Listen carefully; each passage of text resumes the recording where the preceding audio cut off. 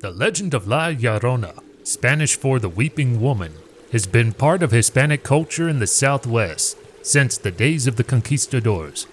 The tall, thin spirit is said to be blessed with natural beauty and long, flowing black hair.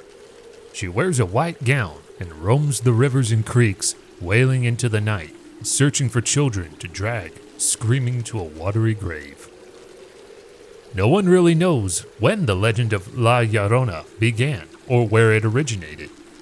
Though the tales vary from source to source, the common thread is that she is a spirit of a doomed mother who drowned her children and spends eternity searching for them in the rivers and lakes.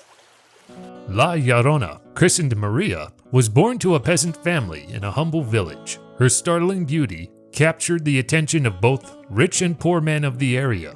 She was said to have spent her days in her humble peasant surroundings, but she would don her best white gown in the evening and thrill the men who admired her in the local fandangos. The young men anxiously awaited her arrival, and she reveled in the attention she received. However, La Llorona had two small sons who made it difficult for her to spend the evenings out and often left them alone while she cavorted with the gentlemen during the evenings.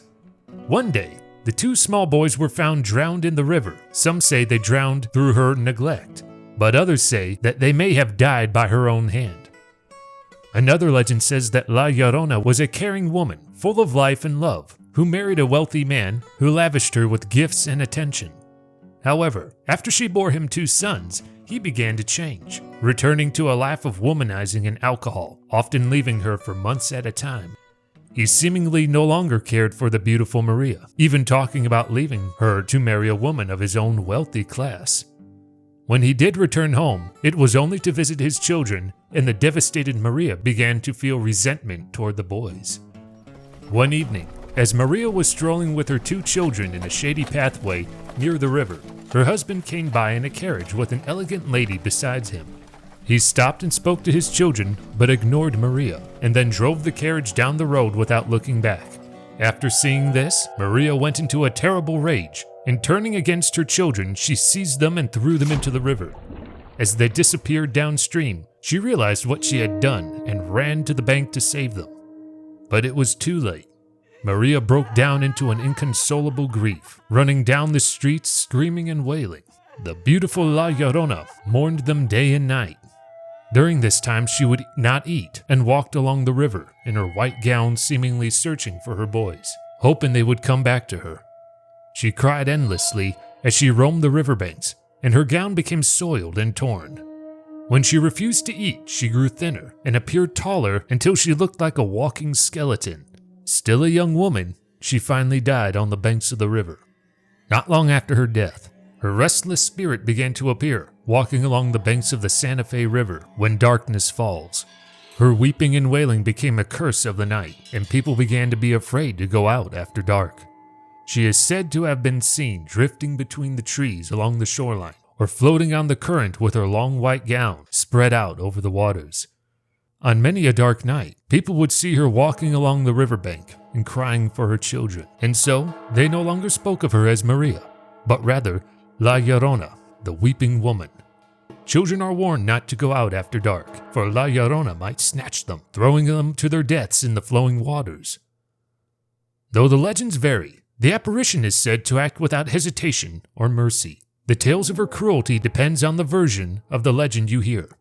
Some say that she kills indiscriminately, taking men, women, and children, whoever is foolish enough to get close enough to her.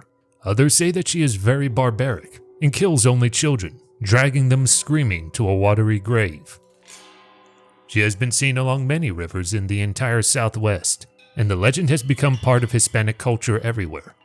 Part of the legend is that those who do not treat their families well will see her, and she will teach them a lesson.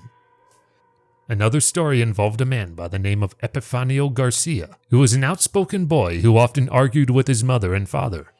After a heated argument, Epifanio, along with his brothers Carlos and Agustin, decided to leave their ranch in Ojo de la Vaca to head toward the Villa Real de Santa Fe. However, when they came along their way, they were visited by a tall woman wearing a black tapello and a black net over her face. Two of the boys were riding in front of the wagon, and when the spirit appeared on the seat between them, She was silent and continued to sit there until Epifanio finally turned the horses round and headed back home. At which time, she said, "I will visit you again someday when you argue with your mother." La Llorona has been heard at night, wailing next to the rivers by many people, and her wanderings have grown wider, following the Hispanic people wherever they go.